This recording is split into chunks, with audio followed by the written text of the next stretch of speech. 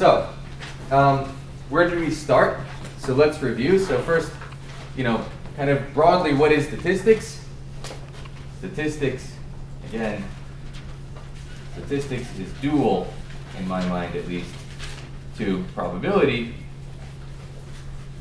Probability is, if you want to think categorically, a functor from distributions. You assume you know what the distributions look like and you want to know what the outcomes are.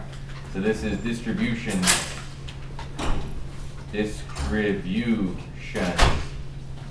to outcomes, and statistics goes outcomes to distributions.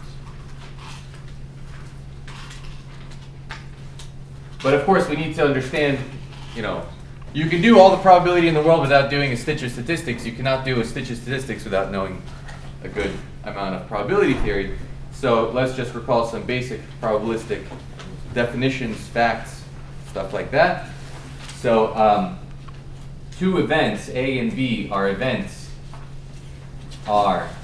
independent if, what does it mean for two events to be independent?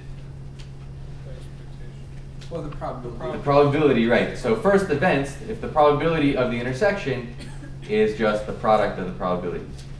So this is a very kind of weak definition. It doesn't seem like it's enough to do very much, but actually it gets you very far. What about two random variables? Random variables are independent. Are we talking about continuous or? In general? Yeah, so we can speak, let's speak in general terms about joint density functions, even though those joint density functions might be delta spikes, they might be distributions and not functions. So can you see this? Is that better? Is that a little clearer? Okay. So two random variables are independent if the probability that x lies in A and the probability that y lies in B is always a product. If any such event is a product, which you can measure through their joint density function being the product of the marginal density functions.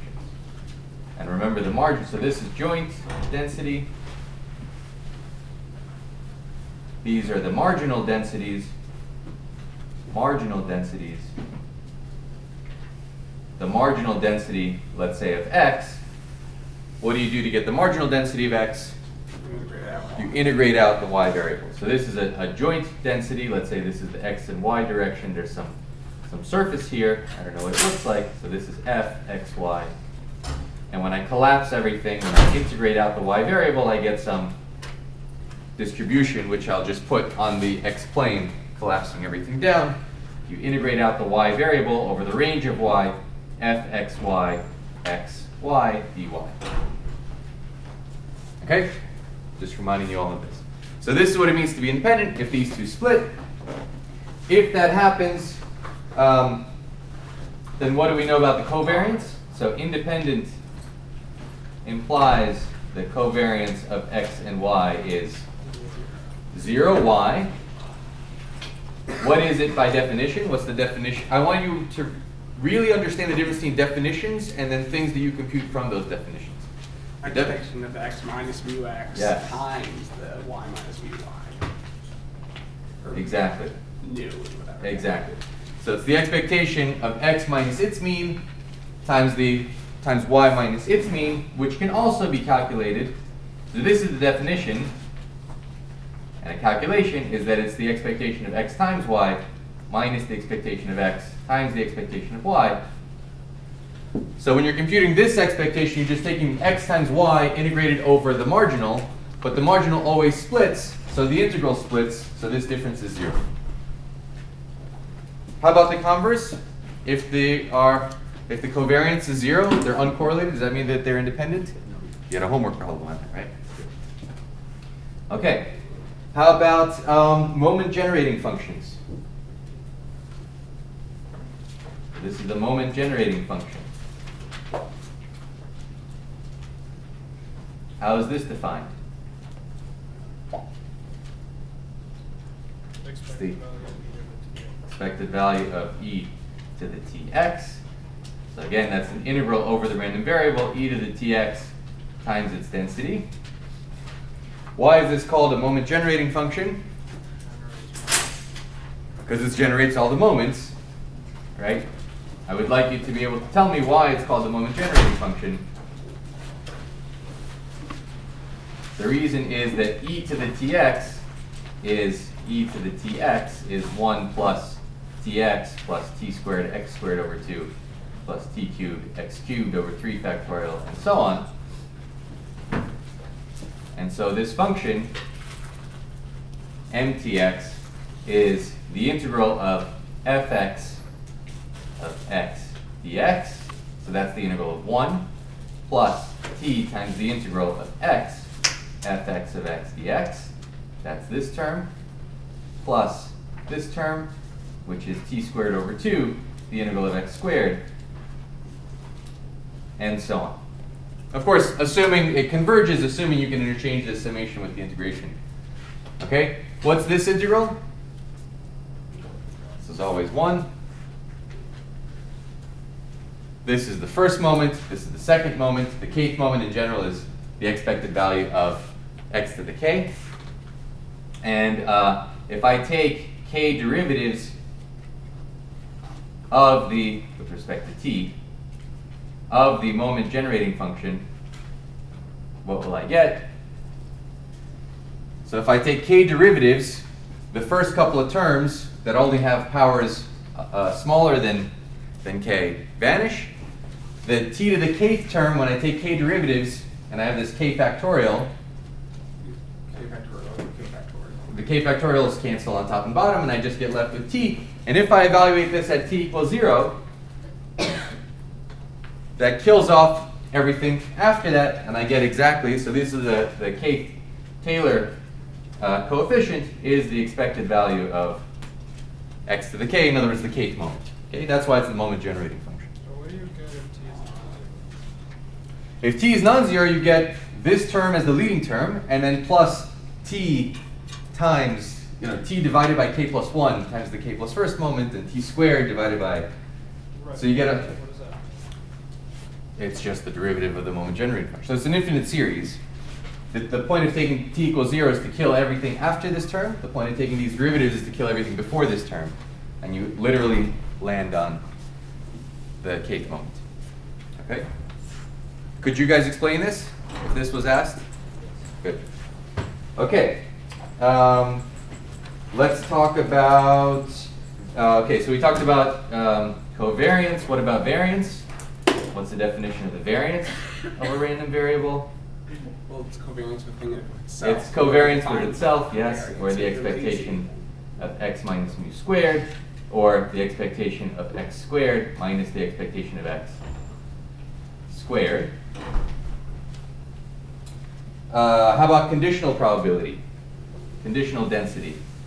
So what is the density of y given a value of x? It's the joint divided by x. Right. It's the joint distribution f x y at x y divided by the marginal. So this is a Bayesian ratio. Since we know that x is equal to little x, let's project onto that scenario and then see what the distribution of y is relative to that.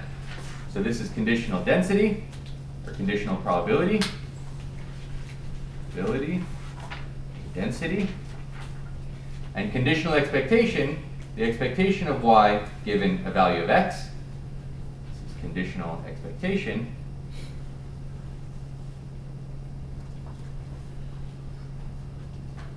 Is by definition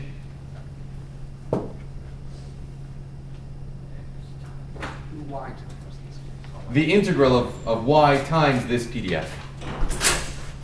So this is, let's see, it's the integral of y times the conditional probability of y dy. Okay? And we had a whole bunch of examples. So I'm skipping all the examples now. We're just going to, do you understand every bit of the theory? We're not going to do the calculations in a painstaking way because we have a whole semester to cover. But hopefully you've seen enough examples that you understand what all these symbols mean and how to compute this. If I gave you a particular joint PDF and say compute the conditional expectation of y as a, so Expectations are numbers, but conditional expectations are themselves random variables that are functions of what it's conditioned on. So this is a random variable. This is a random variable which is a function of x. Okay?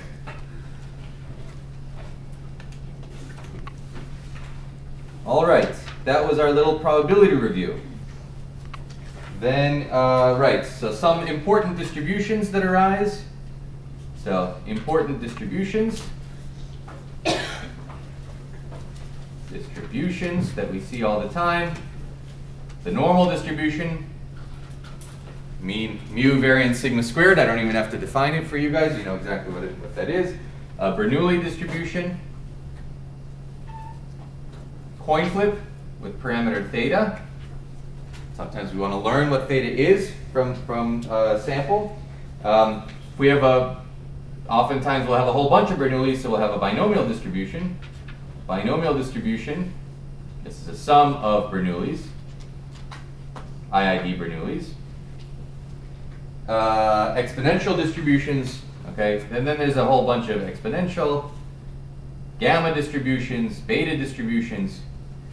Those are more exotic, but we do need to understand integrals of gamma functions because they arise very naturally in chi-squared and t distributions and so on. So we should know the gamma function, but not the distribution for this test. If you know the function, then you basically know the distribution already. No, I'm not going to be quizzing you on what's a Cauchy versus, you know, I'll give you any formulas that you need to know about this stuff. But, so for example, I should not have to give you the binomial distribution, right? You should know what the binomial is. You should know what a Bernoulli is. All right. So then we looked at samples. So if we have a population, for us they were always infinite population. So infinite population. We're not worried about do I put back, if I have a finite number of balls, am I taking out 7 of the 10 balls and then I only have 10 balls left, so that influences the distribution. We have infinite population. We take a sample, x1 through xn, so we can model these as IID random variables. And we might want to do things like study the mean. So this is the sample mean. Sample mean. This is just the sum of the xi divided by n. What's the expected value? Assuming the original distribution had an expected value. What's the expected value? It's the, you should be able to prove that the expected value is the original expected value. Expectation is an integral, so constants pass through it, finite sums pass through it. The expectation of each of these is mu. You're summing n things and dividing by n. How about the variance? Yeah, you guys know how to prove that? If I asked you to prove that the variance is sigma squared over n?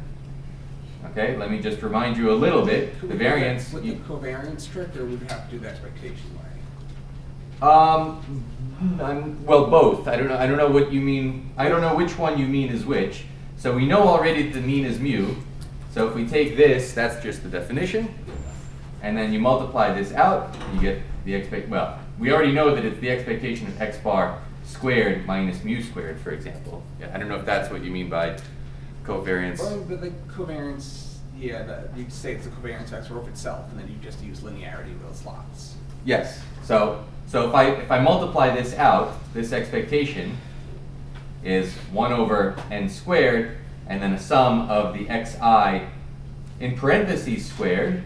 So if I open up that square, that's an xi squared plus 2xi xj. So this is where you're seeing the covariance, if that's what if that's what you're referring to. Then I'll let you finish this calculation at home. Don't forget about that minus mu squared, sigma squared over n. And you should see right away that that should be the main term because there's a 1 over n squared, because it's the square of something and you're summing n terms, and each of these is going to contribute. Okay, so yes? You can use the fact that they're just IID, right? And then just... Yes, so we're going to use the fact that the covariance is 0. So the covariance of xi and xj is 0. Or, so I'm reproving the fact that the variance of the sum of things is the sum of the variances, if things are independent. But can we just write that? Like, Yes, if you state that, if you state it explicitly as a result that we know. Yeah, so because they're independent and. Yes, let me write that down. So here's a basic fact that you should also know how to prove. So if I ask you to prove this fact, you can't just say, we know it is a fact, right? A basic fact is that if x and y are independent, then what am I trying to say? Then the variance of x plus y is the variance of x plus the variance of y. Because in general, the variance of x plus y is the sum of the variances plus the covariance and the covariances. All right. Right. Then we prove Chebyshev's theorem.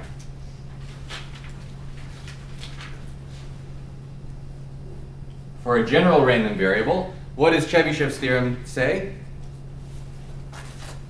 If I have a general random variable with, let's say, a first and second moment, then if I take the probability that it differs from its mean by some constant, or depending on how you want to put it, constant times its standard deviation, that will be bounded by 1 over k squared.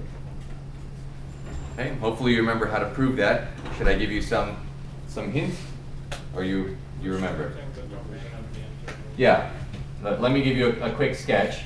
So this integral, this probability, is the integral over this region where x minus mu is at least k sigma of the PDF of x. That's exactly what a probability is. It's the density function integrated. What's the probability of this event?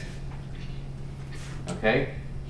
But on this event, inside this event, the ratio of x minus mu over k sigma is bigger than 1, and so is the square. So I can put a number bigger than 1 and make the whole thing a little bit bigger. So this is x minus mu squared over k squared sigma squared times the PDF.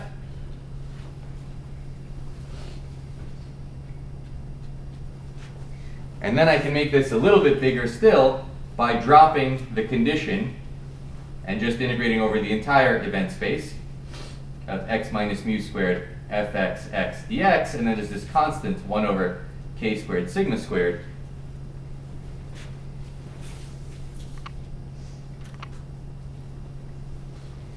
This integral is exactly the expectation of x minus mu squared, in other words, the variance, in other words, sigma squared cancels top and bottom. There's your 1 over k squared. Okay. Can you understand this argument sufficiently to reproduce it fast or to, follow it in some non-trivial way? Okay. A consequence of this and the fact that we understand the expectation and variance of a sample mean is the law of large numbers. The law of large numbers in this formulation is that the probability that x bar differs from mu by any constant, so I'll replace k sigma. So sigma, mu is still the mean of this random variable. Sigma is the original sigma over root n. And if I replace k sigma, which is really k sigma over root n, by a constant, then what I get here, so this is on replacing k sigma over root n by this constant. And if you unwind what that means for k, it means that k is c over sigma times root n. So this becomes c squared over sigma squared n. And the point is this goes, so if I did that too fast, again, just do the algebra at home. I want to get through the entire semester, so I'm going to go fast. So the point is this goes to 0 as n goes to infinity. So what does that say? It means that the sample mean, if it differs from mu by some fixed amount, as n goes to infinity, the probability of that event is 0, asymptotically. Okay, so that's just the law of large numbers. That's something very weak. Much stronger is the central limit theorem, which says that if you, under certain conditions, which we're not going to specify, you need to have a first moment, second moment. It helps to have a third. So x minus mu divided by x bar minus mu divided by its variance now is at least has a chance of being something that has mean 0 and variance 1, in the limit, this converges in law, in distribution, converges to a standard Gaussian normal. The proof of this, so the proof of the law of large numbers is an immediate consequence of Chebyshev's theorem. There's subtleties between strong and weak laws of large numbers. For our purposes, for statistical purposes, this is sufficient. I just want you to have some idea of why the sample mean really must converge, and not particularly slowly to the true mean. The central limit theorem is of course much deeper. Our proof used characteristic functions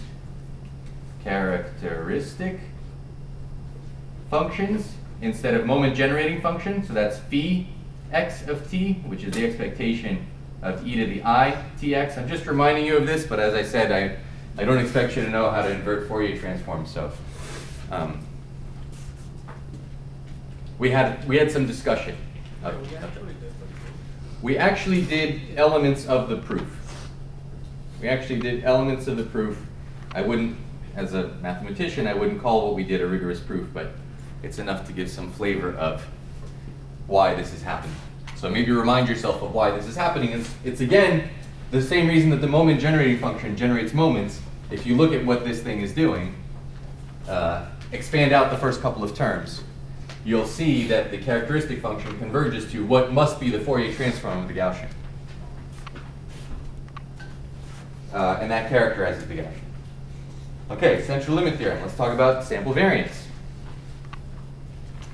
Sample variance is another random variable, which is a function of our observations. We take the sum as I goes from 1 to n of the observations, subtract off the sample mean. We don't know the true mean.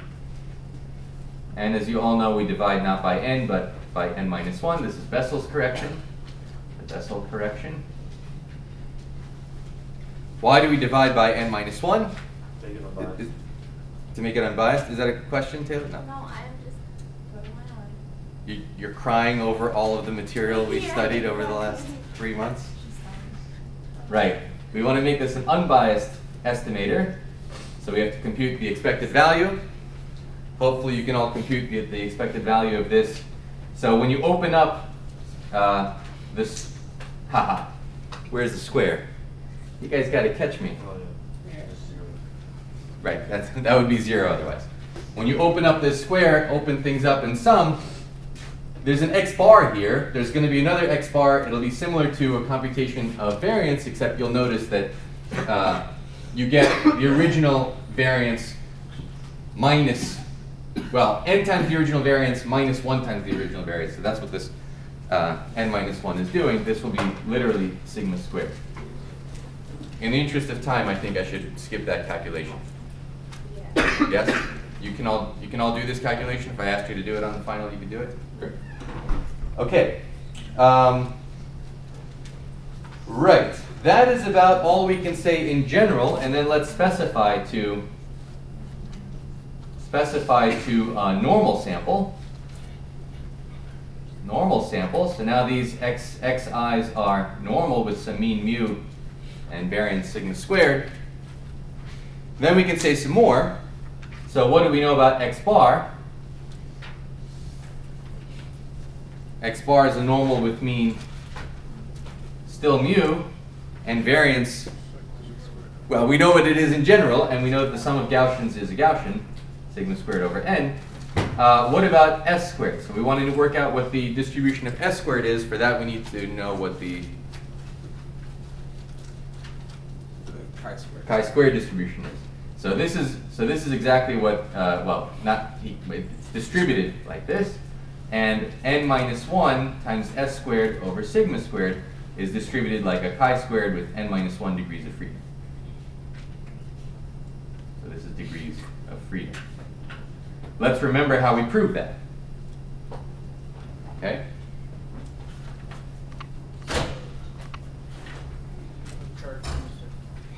Right. The first thing we have to figure out was let's take a Gaussian normal, standard normal.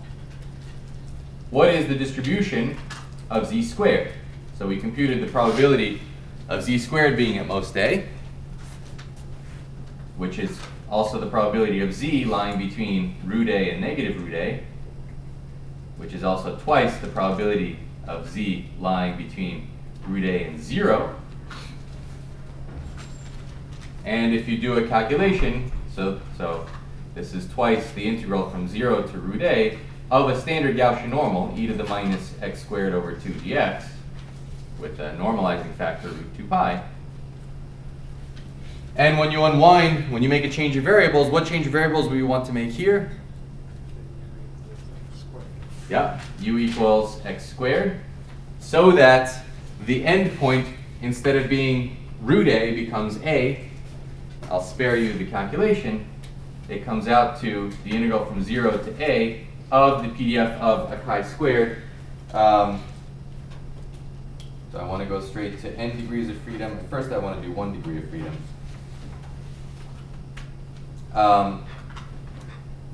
Right. Well, let me just tell you the answer. So it's e to the minus u over 2, which you can see immediately actually, root 2 pi. What happens to dx? So x is equal to u to the 1/2. dx is equal to 1/2 u to the minus 1/2 du. So dx becomes, so there's a factor, there's a 2 in front and there's a 1/2 from the this u. I'll write this as u to the 1/2 du over u. So this is where we start remembering that the gamma function is very convenient to have this invariant measure. The 2 and the 1/2 cancel. Just reminding you quickly how all of this goes down. So this is the chi-squared with 1 degree of freedom random variable. So that's just one. And what we want is to add a bunch of them, a bunch of independent ones. That'll be a chi-squared with n degrees of freedom by definition. So what's the distribution? Okay, so this is the PDF. This is f sub chi-squared with 1 degree of freedom. And if y is a sum of, let's say, n squares of Gaussians, what is its distribution? By definition, this is a chi-squared with n degrees of freedom. But how do we work out its law? You remember how we did this? We looked at the moment generating function. Exactly. So let's look at the moment generating function of a single chi-squared. But then we sort of guessed and checked at the end, right? We guessed and checked in the sense that we inverted a Laplace transform, except you don't know how to do that, We right? don't know how to do it, so we guessed. So we Checked. guessed and then we checked and it was right. And it was right, yeah. Okay. So you're absolutely right. There's a little bit of cheating there. Okay. So if the moment generating function is again e to the t z squared, or chi, if let's call it u. U is our dummy variable for this PDF. E to the minus u over 2, u to the 1/2 du over u, and that's an integral from 0 to infinity. This integral is supported on, this PDF is supported on u bigger than 0. It's the square of something. The important thing is that this moment generating function does not exist unless t is less than 1/2. Okay, this doesn't converge unless t is less than 1/2. And when t is less than 1/2, you make a change of variables. Let's make a change of variables. V is equal to 1/2 minus t u, because if t is less than 1/2, then this number is positive. And then I get an integral from 0 to infinity. I might skip more of calculations like this. E to the minus v. And then what happens to u to the 1/2? U to the 1/2 is v to the 1/2 times 1/2 minus t to the 1/2. Except not times, but divided. Du over u, dv over v. Har measure. Beautiful. This integral, there's a constant. Where's my 1 over root 2 pi? Should be a 1 over root 2 pi. There's a 1 over root 2 pi. This is a constant, pulls out of the integral. This is 1/2 minus t to the minus 1/2. And then what's left over is the gamma function, gamma of 1/2. Okay, and then this constant 1 over root 2 pi. What is gamma of a half? Root pi. Which we should be able to see from the fact that this is a PDF. In other words, its total integral is 1. Okay, so this does indeed come out to root pi. So in fact, this root pi and that root pi is canceled, and if I stick that root 2 back in here, I get 1 minus 2t to the minus a half. So that's the moment generating function of a single one of these. The beautiful thing about moment generating functions, if I add a bunch of independent things, the moment generating functions multiply because it goes in the exponent. And so the moment generating function, of y is a sum of squares, it's a sum of chi-squares. The moment generating function of y is just 1 minus 2t to the minus n over 2. And that tells us that the PDF of y will be the same shape, e to the minus y over 2, y to the n over 2, and then the Haar measure term, and a normalizing factor, what is it, 2 to the n over 2, gamma of n over 2? Something like that. Okay, so that's a chi-squared with n degrees of freedom. Could you do this computation? Yes, great. Great. Okay. Now, we did this whole computation to try to understand what's going on with the sample variance. So, what is going on with the sample variance? So the sample variance, again, is a sum, I goes from 1 to n, xi minus x bar squared divided by n minus 1. But if I multiply by n minus 1, that clears that. By the way, the xi's have the wrong mean and the wrong variance, but actually this is the same thing as xi minus mu minus x bar minus mu. So that'll normalize them a little bit, but not quite enough. If I divide by sigma squared, so let's get rid of that, right? Everybody sees that I just added and subtracted mu for no reason. If I divide by sigma squared, that divides this by sigma and this by sigma. And now I literally have standard Gaussians and this standardized Gaussian. So, so now I have a sum of all these things. I'll leave it as an exercise that it's actually a sum of n things minus 1 independent. So this comes out to a chi-squared with n minus 1 degrees of freedom. Okay? Could you do this computation? Could you finish the rest of this on your own? Yeah. Good. That's this. Good. I like to hear that. I like to hear that confidence. Okay. So that was chi-squared. Right.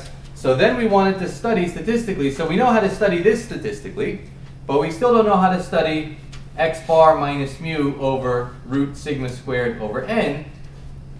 That's asymptotically going to be central, by the central limit theorem, that's asymptotically going to be Gaussian normal, except if we don't know what sigma squared is, then we don't know how to estimate this.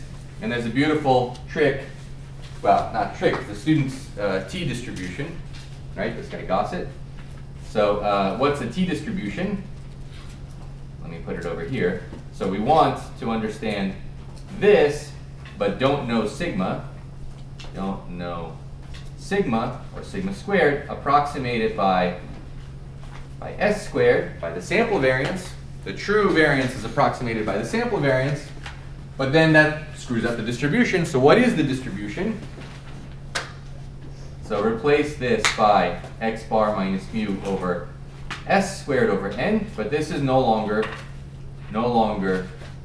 normal. Instead, it is a t distribution, and that's a non-trivial fact. So a t distribution.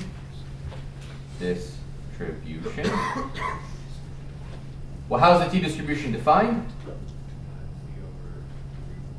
Yes, and let me start writing it like this, because that's kind of becoming much more convenient for us.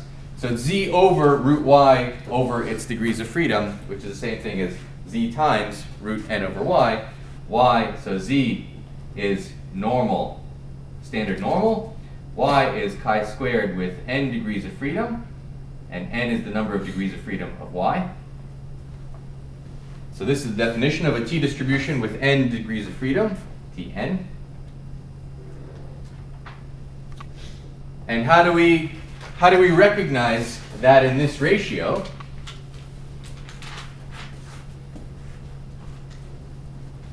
It's by decomposing this ratio as this times this, s squared times n minus 1 sigma squared, divided by its degrees of freedom. Okay? So this is a z variable. If our data, if our sample is normal, this is a z variable. We have a fact that we sort of proved, but not really, is that x bar and s squared are independent. This is your y, chi squared with n minus 1 degrees of freedom. And you divide the chi squared by its number of degrees of freedom. The n minus 1s cancel on top and bottom. The sigma squareds, the unknown sigma squareds, cancel on top and bottom. And you get exactly this, which is a t distribution with n minus 1 degrees of freedom. If I asked you to prove that this ratio is a t distribution with n minus 1 degrees of freedom, would you understand what I'm asking you to do? Recognize it as, go from the definition and recognize all the pieces and why they cancel. Great. So far, so good. Moving right along. Right, so we need to know what a t distribution is. So from this definition, we can work out the PDF of a t distribution. And it's the same calculation. I'll spare you the calculation. So let's say a t distribution with n degrees of freedom. There's the normalizing constants. The important thing is a 1 plus t squared over n, if n is the number of degrees of freedom, raised to the negative n plus 1 over 2 power. And in front are some normalizing constants, gamma of n plus 1 over 2 divided by square root of pi n times gamma of n over 2. Again, if I need you to use this formula explicitly, I'll give you the formula, but I might ask you to derive the formula from its definition, which I hope is a calculation you can do. So it's just another one of these gamma substitutions. You have two integrals, you open them up. You remember how to do that. What happens to this as n gets large? For n large, this converges to e to the minus t squared over 2 over root 2 pi. And we discussed how to prove that. I hope you know how to prove that this PDF converges. One way of proving it is by taking logs, applying L'Hopital in large n, and you need something about the Stirling approximation for the gamma function. Yes, sir. So if you ask us to prove that, are you going to give this Stirling? I will give the, yes. I do not assume that you know how to prove Stirling's approximation or even remember necessarily what the exact statement is. So I'll give you Stirling, or I'll just say this ratio goes to whatever it is, 2 or something. The important thing is to see 1 plus 1 over n raised to the nth power. That's where e is going to come, right? But then there's a t squared and a minus sign and a 2. That's where the Gaussian starts appearing. Okay, so I would want you to be able to recognize those features. All right, that was a t distribution. Then we talked about order statistics.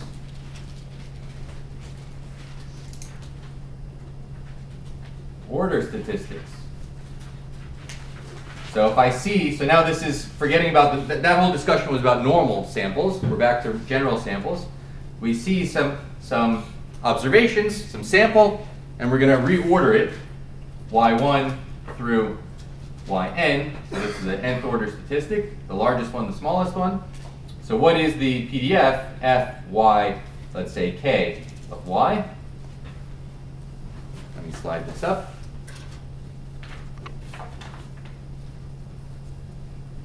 So what's the distribution of the kth order statistic? Well, what can I do? I can choose k minus 1 of these to be smaller than y. So that'll be an integral from minus infinity to y of whatever the PDF of these guys is. Let's call it x dx. And there'll be k minus 1 of them. But then, of course, I have a choice of which k minus 1. So out of the n, I can choose k minus 1 of them. Then how many choices do I have for the guy? Yeah, there's one choice. Well, there's one choice among the n minus k. So there are really n minus k choices for who will be the exact distribution for the kth order. And then there's the rest.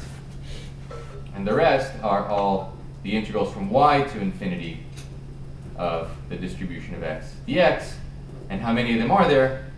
We've taken out k minus 1 and one more, so there's n minus k left. Ernest. Should it be n minus k plus 1 or no? If you can write it like that. Should it be n minus k plus 1? Did I do this too fast? Yes. Thank you. I've taken out k minus 1 of them, so I'm left with n minus k minus 1. Thank you very much. Okay, and you can simplify that if you like, but let me leave that to you. I want to get ideas now, and we'll get at home. You'll do the precise calculations. Yes, but you're absolutely right. I've taken out k minus 1 things. What's left over is n minus k minus 1. In other words, n minus k plus 1. So which one of them is the one that's the kth one, and then the rest are all bigger than y. We can also just use the multinomial coefficient. You can also use, yeah, when you combine this and this, it's a multinomial coefficient. Exactly. Okay, then we talked about estimators.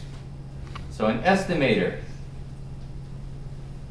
theta hat, is a function of the observations.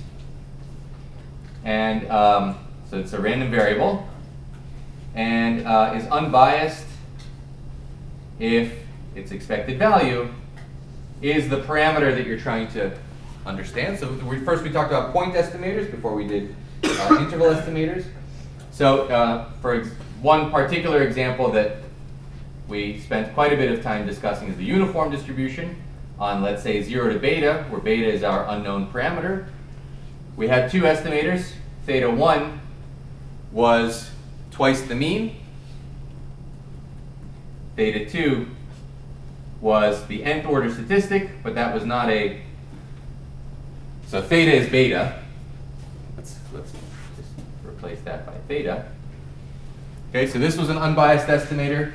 This was a biased estimator. We had to renormalize by a factor of n plus 1 over n to make it unbiased. And then the question became, which one is better? And of course, better means you much more quickly get to the truth, meaning they have smaller. So an estimator, the relative efficiency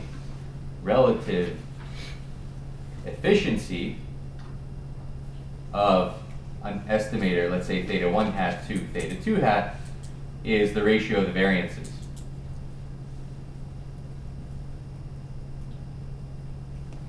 So theta 2 was a much more efficient, it had a much smaller variance, so this ratio will be bigger than 1, if you write it this way. Okay? So theta 1 is not efficient relative to theta 2. Different places define it with the opposite ratio. In this context, we discussed the Cramer-Rao inequality, which says that for any estimator, any unbiased estimator, so this is an unbiased estimator of a continuous distribution and other stuff, that other stuff Is not that. is things like you can differentiate under the integral sign. The ratio, the end values don't see the parameter, which of course this one does. It's bounded below by the information, the partial of log of the density, with theta now as the variable squared. So the expected value of this is the information.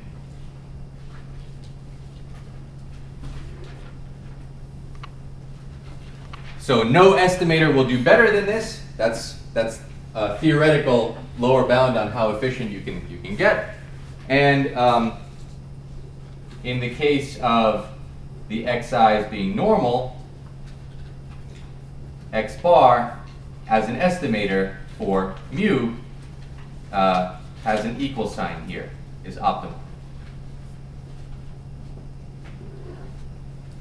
Okay, that's another calculation that we spent a bit of time on. I got to go a lot faster if I'm going to get through the next 2 months of stuff. Okay, then we looked at ratios. So how about ratio of variances? Well, ratio of variances,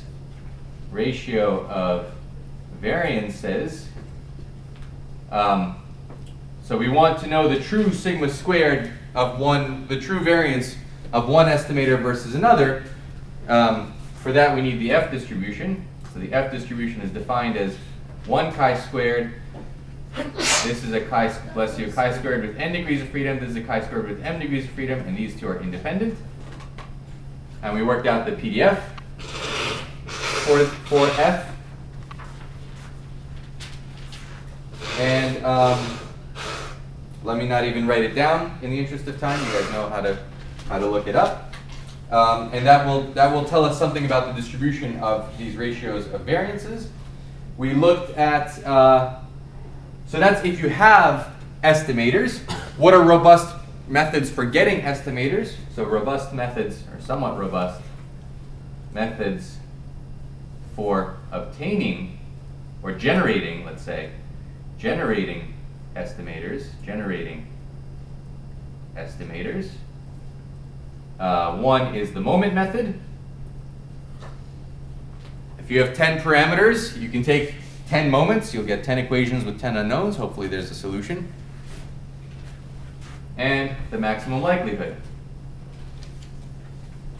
method, where you set up the likelihood function and take its derivatives with respect to the parameters and make sure that, again, maybe the PDF itself depends on the parameter, and then you have to think. Okay. The calculus might have boundary cases. Okay, so that will find estimators. So that was all point. This is a robust method for getting point estimators. Let's do interval estimation. Interval estimation, that is confidence intervals. So what's a confidence interval for an estimator? So let's call it I. I is a confidence interval. Let's say a 1 minus alpha times 100% confidence interval for an estimator theta hat if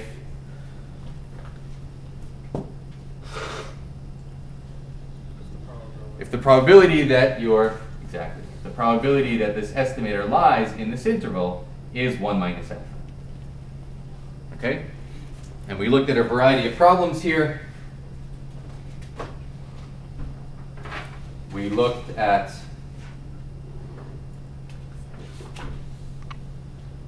Is the probability theta hat or theta? so theta hat,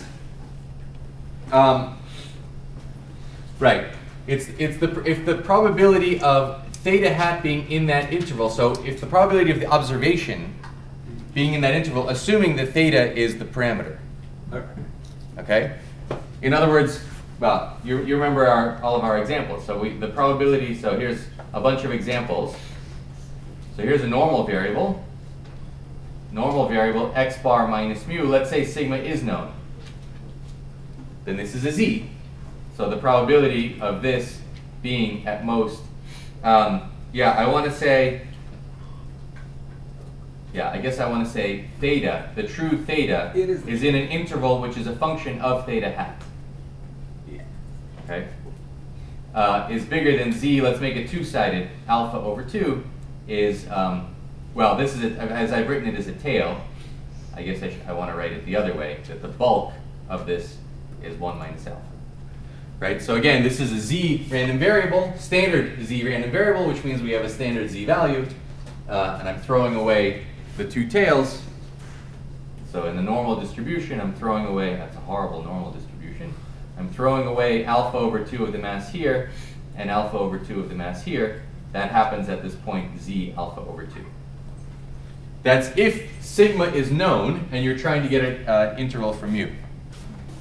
This is an interval for mu, with mu hat being x bar.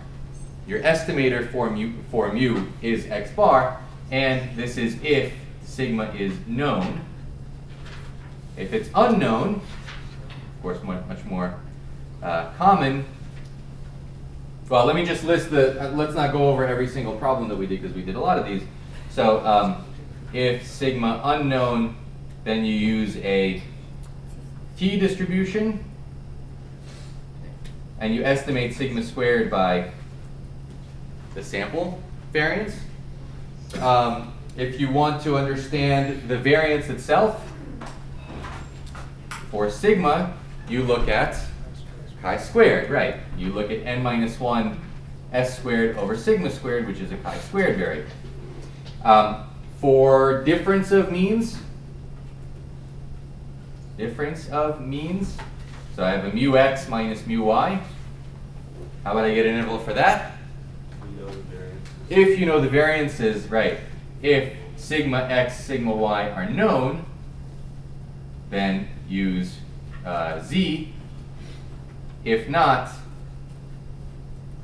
but they're equal for some reason, then use t and pooled estimator of variance.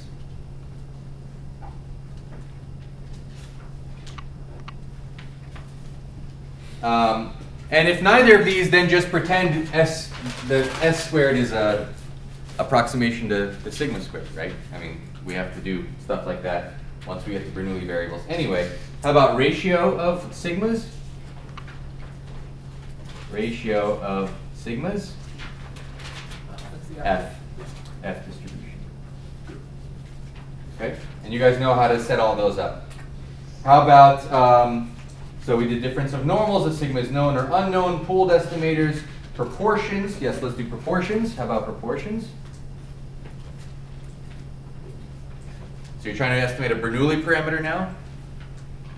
N x bar minus n theta over n times theta 1 minus theta is, well, it's not quite normal, but it's approximated by normal, at least if n is large. And then that doesn't help because theta is on the other side of the interval, so you do another little estimation to replace theta by x bar. How about ratio of proportions, or difference of proportions, rather? Difference of proportions.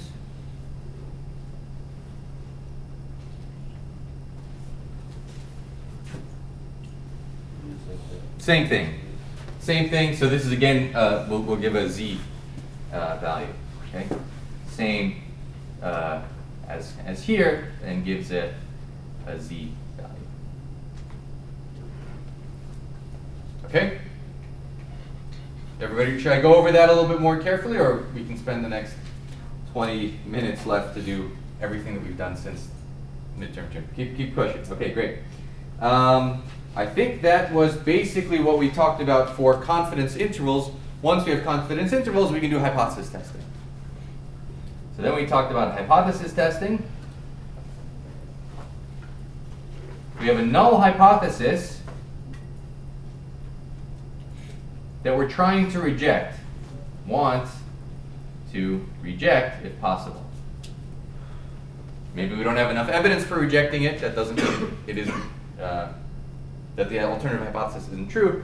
We have an alternative hypothesis, which is not always just the negation of the null hypothesis. We have a critical region. Critical region where the null hypothesis will be rejected. This critical region has a size. This is the size of the type 1 error.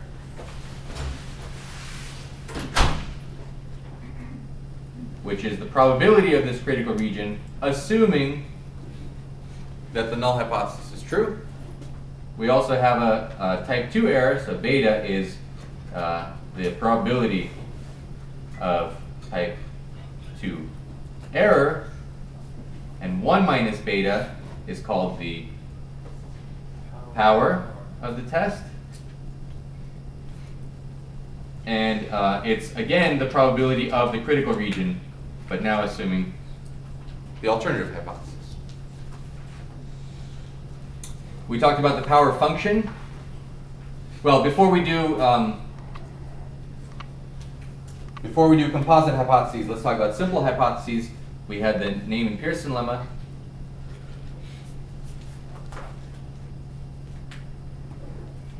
What does that say? When you have two simple hypotheses, if the null hypothesis is simple and the alternative hypothesis is simple, if you're trying to test one against the other,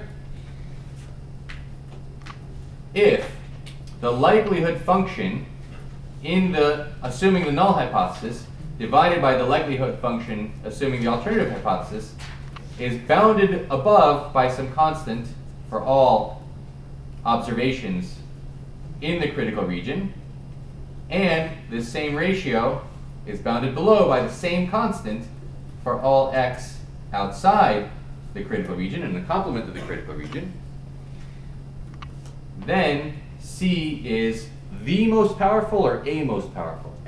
A. There might be others that are just as powerful, but you can't do better than C. Is A most powerful region of its size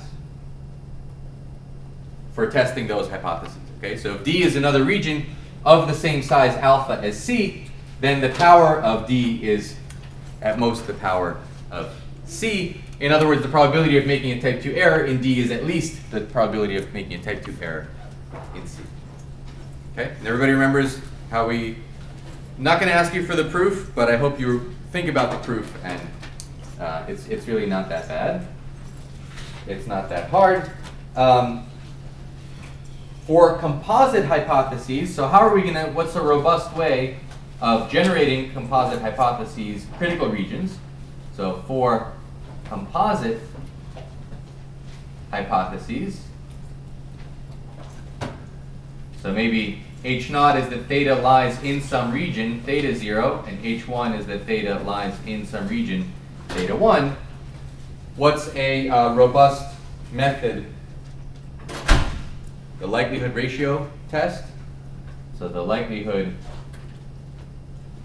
ratio test gives a critical region. The critical region will look like lambda is at most k. K is a constant strictly less than 1, where lambda is the ratio of the maximum likelihood inside the null hypothesis divided by the maximum likelihood in general. Okay? Do you guys remember this? Should I go over this a little bit more slowly, or we're okay? No. Let me put a note there, and if this doesn't ring a bell, then go over this. We touched it maybe briefly. Maybe that's why I'm seeing some blank stares about this. Wait, the likelihood, what's the difference between max likelihood and likelihood function? So the likelihood function is just the product of the probabilities, Right. assuming you saw a particular outcome. But that was assuming that theta was one particular value. But now theta can be in a range of values. So among this range of values, what is the largest likelihood that you will ever see versus the largest likelihood you'll see in general, regardless of whether you're here or here? That's an interval. This is an interval, yes. This is a range of possible values of theta. Like theta is bigger than 0.2 or theta is less than 0.01 or something.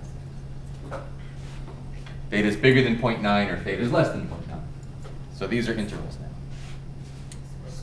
Okay. Okay? You guys remember this? Yes. Good. So again, if you want in the review session, we can do some more problems of. So if this is something that you need a refresher on, put a star next to it. Let's talk about it. I just want to cover every single topic so that you kind of see a global overview of what we've touched on. That's the maximum likelihood ratio, and this is the ratio test. Gives a robust critical region.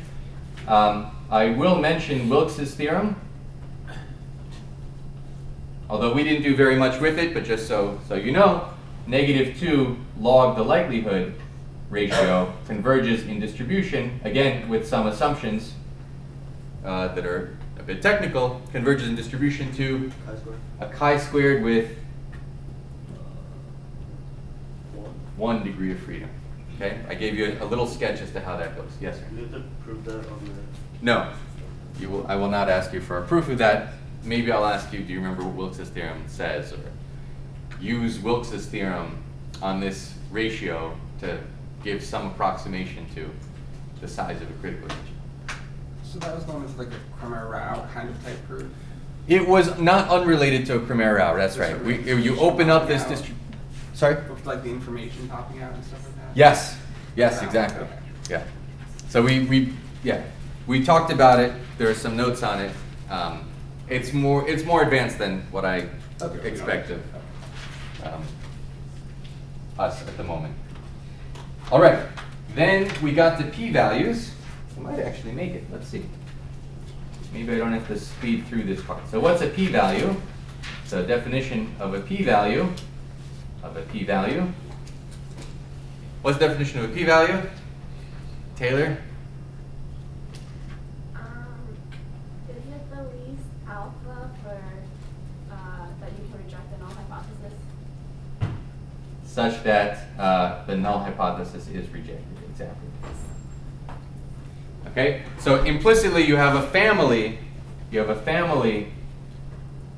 of critical regions indexed by alpha, of size alpha, and the question is what's the region with the smallest alpha where the observation winds up being inside the critical region. Okay? We did a whole bunch of examples of these. In fact, it's the same examples as what we went over for confidence intervals. It's the same idea. So we looked at normal p-values, if sigma is known or unknown. Known or unknown. We looked at differences of means. Difference of means, p-values for differences of means. We looked at, and again, this is if sigma is known, sigma x, sigma y, known, then you use a z-score. If it's unknown, and again, this could be one-sided or two-sided, depending on the problem. If it's unknown, you can do something if they're equal. Then you use a t-value. Yes, if something's wrong? No. Everybody's with me? You know what I'm referring to? Do we need to do a sample calculation of this nature? No, we're okay. Difference of means. We did ratios of, we did variances. Variances, again, that's a chi-squared p-value. We did ratios of variances. Ratios of variances. That was an F value. Proportions.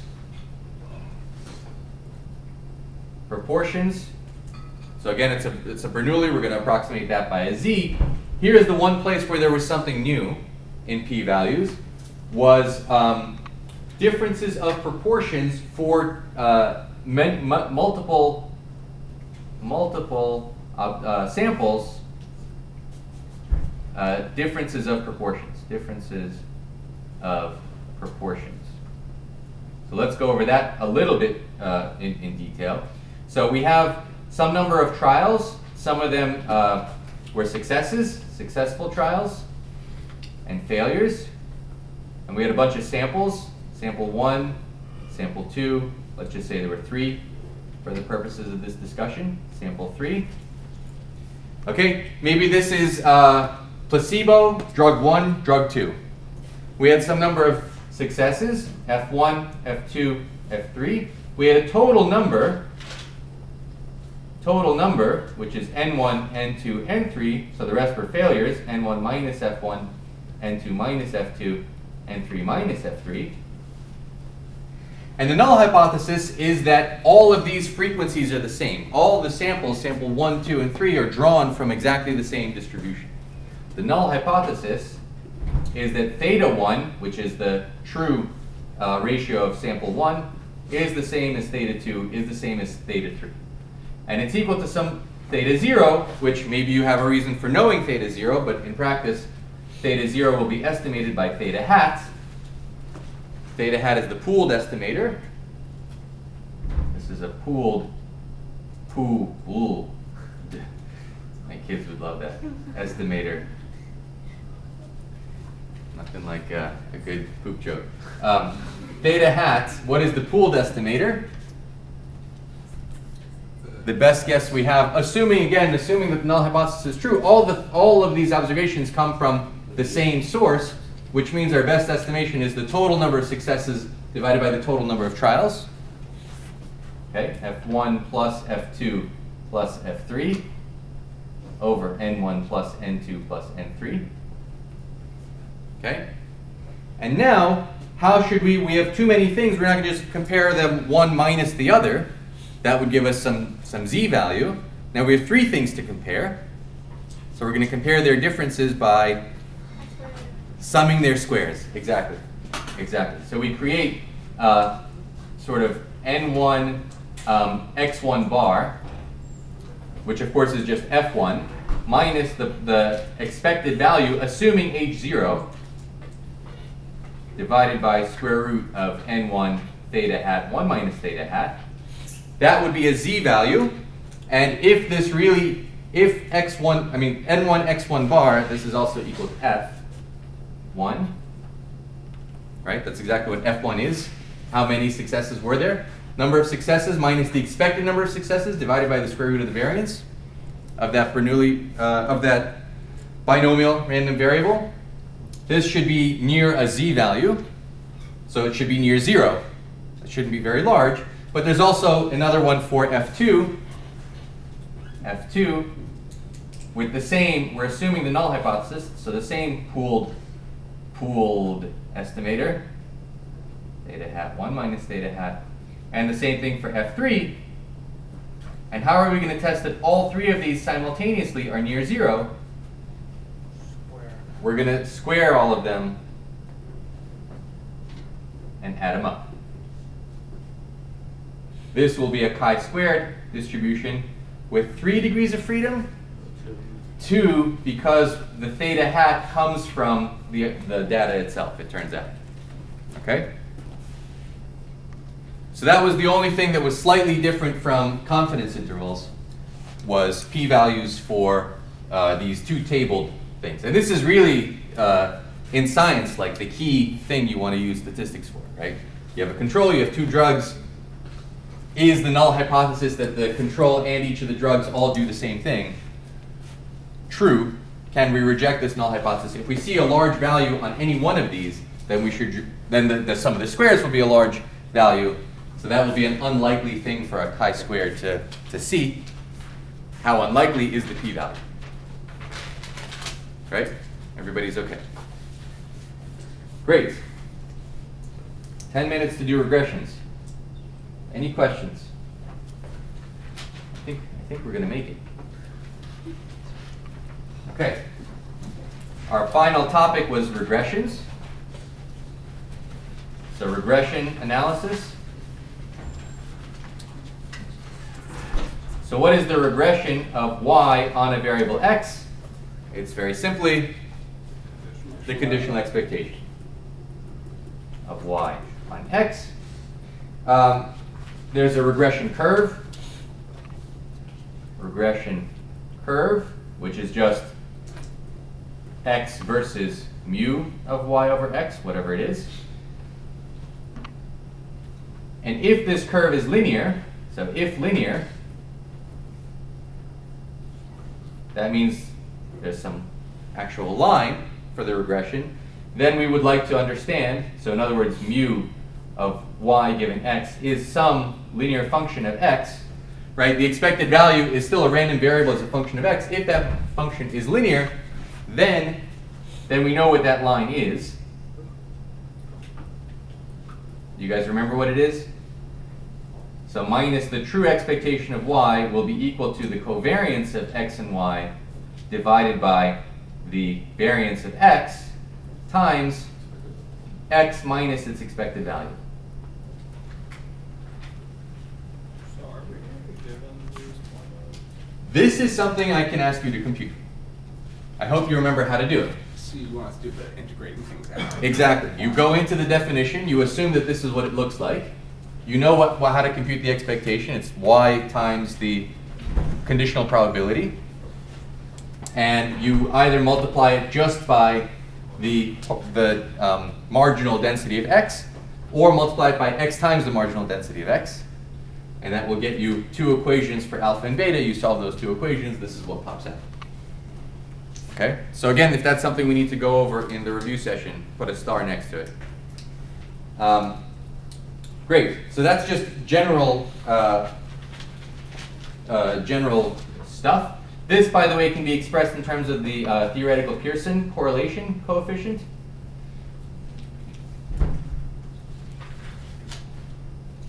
You had a homework on this, I think, rho.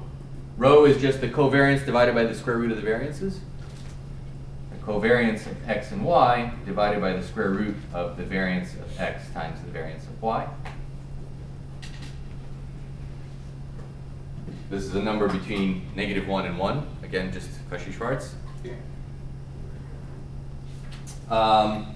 Okay, now let's say so this was all theoretical. It's all nice and good to be able to say exactly what they are, but if we don't know what the expected value of x and y are, how do we sample? How do we statistically estimate? So estimators for alpha and beta given some actual data, x1, y1 through xn, yn. So we have some data points, xi, yi, and we'd like to find a best fit line. Well, what do we mean by best fit? We want to minimize this error. So if the line is supposed to be y equals alpha plus beta x, but the actual point is xi, yi, then yi differs from what it should be, alpha plus beta xi. That's the error in each of the observations, and Legendre's method is to square them and add, just as we did before, and then minimize this, minimize with respect to alpha and beta. In other words, so this is some quadratic function in alpha and beta, and we set the derivatives equal to 0, and we solve. And what we learned from solving that is that alpha hat is, Expected value of y. it's exactly what it should be, right? It's exactly what it should be, except we don't know what the expected value is, but we do know what the sample mean is. So it's the sample mean of y. It's the sample mean of y minus, if I move this to the other side, minus the sample mean of x times the sample covariance, sxy, divided by the sample variance of x, sxx. Okay? And you guys remember what these things are? So it makes more sense to do beta first, right? It does, in a sense, make more sense to do beta first because that's just the slope. And in fact, beta is the more important variable because beta tells you what the slope is. If the slope is 0, that means the expected value of y given x isn't a function of x. So y is actually uncorrelated to x. Well, these aren't exactly sample variances, right? Because they're biased. They're biased, but the whatever you would want to normalize each one by Oh, they cancel. cancels. Right. So that's why we don't bother normalizing these. Because usually they come in ratios. That's right. They'll appear with ratios. Beta hat is right here. It's just this thing. So this is the covariance, sample covariance divided by the sample variance, which is not exactly the sample variance because I'm not normalizing it to make it unbiased exactly, but it's a sum as I goes from 1 to n of xi minus x bar, yi minus y bar. Yeah, this was the covariance, right? And the sxx is the same thing except the square. Okay. That is what I wanted to say about this. You can say a little bit more. So that's, again, just a general method for estimating alpha and beta. We can say more if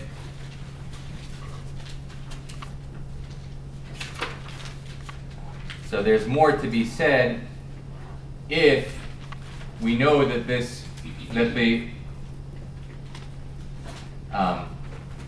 conditional distribution is normal and depends linearly and regression is linear.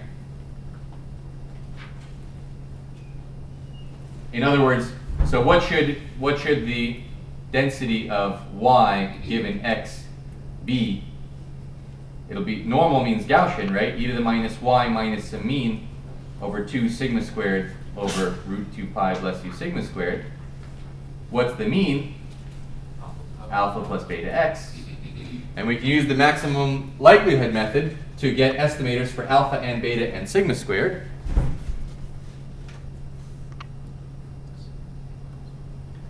So max likelihood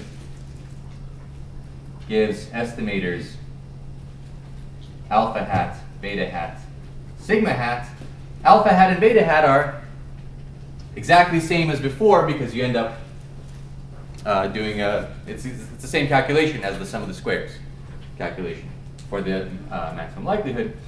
But now if you really want to get into beta as a random variable, so beta as a random variable, if the data, again, if the regression is normal, is itself normal, its expected value, bless you, what's its expected value? The true beta. The true beta, okay? And its variance? Anybody remember? Estimated sigma. It's the true sigma over SXX. Okay? So that's the variance of beta, which leads to, I'm out of time, but it leads to being able to do confidence intervals and p-values for beta. So confidence intervals and p-values for beta hat, which tell you whether or not you expect correlation between. So is beta hat 0 would be a null hypothesis, that y and x are uncorrelated. Okay? That's it. That's what we got. So thanks for spending the semester.